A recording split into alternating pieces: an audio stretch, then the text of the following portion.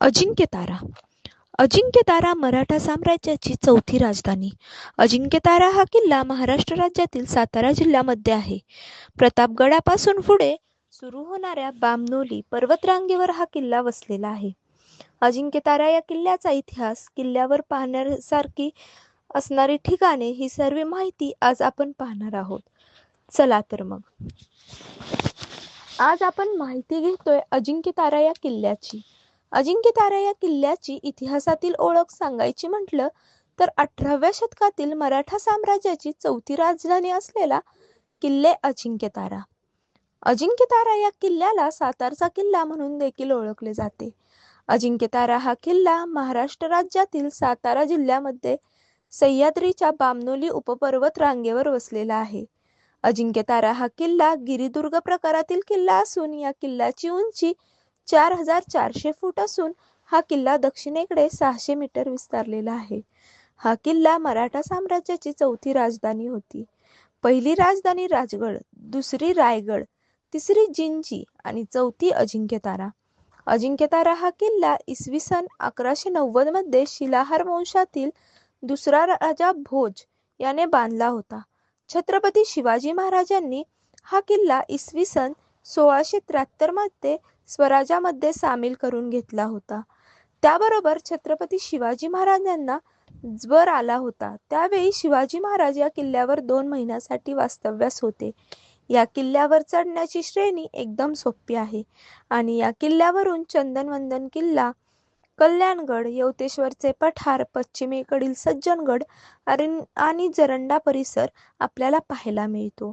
या किल्ल्यावर आपल्याला महाराणी ताराबाई, राजवाडा, महादेवाचे मंदिर, मंगळाई देवीचे मंदिर, किल्ल्यावरील 7 तळी, हनुमानाचे मंदिर आणि मंगळाई बुरुज देखील पाहायला मिळतो.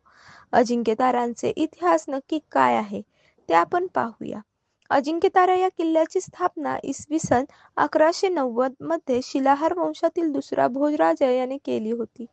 त्यानंतर हा किल्ला बहामनी वंशाच्या ताब्यात गेला व अजिंक्यतारा या किल्ल्यावर विजापूरचा आदिलशाह याचे वर्चस्व आले. या किल्ल्यामध्ये पहिला आदिलशाह याची पत्नी चांद बीबी हिने ईश्वर खानाने कैदात ठेवले. त्यानंतर काही दिवस हा किल्ला लोकांना कैद करण्यासाठी वापरला जाऊ लागला. पण छत्रपती शिवाजी महाराजांनी हा किल्ला 27 जुलै 1673 मध्ये स्वराज्यात सामील करून घेतला.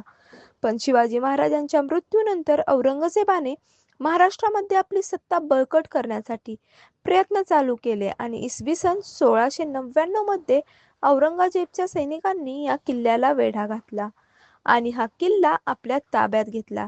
ज्यावेळी हा किल्ला औरंगजेबच्या ताब्यात होता तेव्हा या किल्ल्याचे नाव आजमतारा असे ठेवण्यात आले.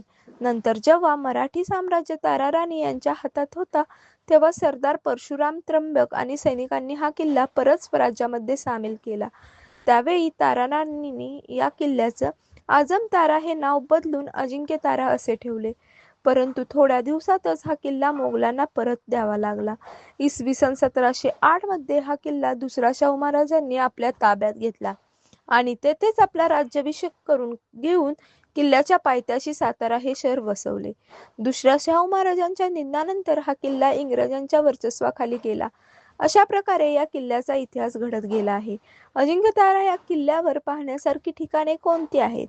ताराराणी राजवाडा. ज्यावेळी अजिंक्यतारा हा किल्ला ताराराणी यांच्या वर्चस्वाखाली होता त्यावेळी त्यांनी हा वाडा बांधला होता. आज हे ठिकाण आपल्याला पडझड अवस्थेत पाहायला मिळते. त्यानंतर महादरवाजा आपल्याला अजिंक्यतारा किल्ला गेल्यानंतर एक मोठे आणि भव्य प्रवेशद्वार दिसते, ते म्हणजे महादरवाजा. या प्रवेशद्वाराला दोन्ही बाजूला 2 मोठे बुरुज आहेत आणि या दरवाजाला एक छोटा दिंडी दरवाजा देखील आहे. या दरवाजाची उंची एवढी आहे की या दरवाजातून हत्ती अंबारीसहित जाऊ शकतो. त्यानंतर दक्षिण दरवाजा, किल्ल्याच्या दक्षिणेला देखील एक दार आहे, दक्षिण दरवाजा असे म्हणतात आणि या दरवाजाचा उपयोग पूर्वीच्या काळी दक्षिणेकडून किल्ल्यामध्ये येणाऱ्या लोकांसाठी होता. 7 तळे. या किल्ल्यावर आपल्याला 7 तळी पाहायला मिळतात.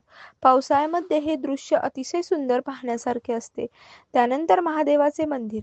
किल्ल्यामध्ये प्रवेश केल्यानंतर द्वारातून आतमध्ये गेल्यानंतर काही पायऱ्या चढून वरती गेलं की छोटेसे महादेवाचे मंदिर पाहायला मिळते. त्यानंतर हनुमानाचे मंदिर.